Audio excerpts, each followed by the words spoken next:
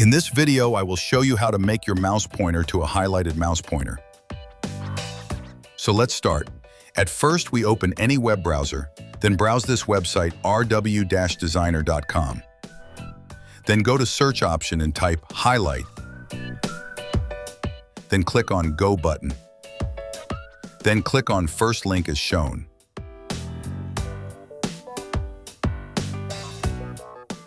Then click on download.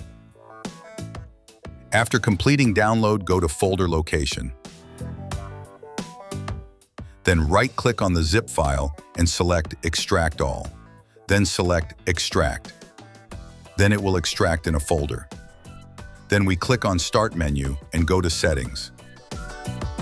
Then in Find section, we type Mouse and select Mouse Settings.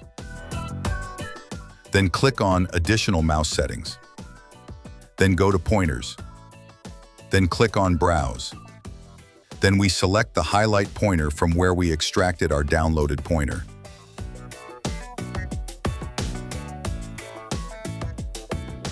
Then we click Apply and OK. Then it will change our mouse pointer into highlighted mouse pointer.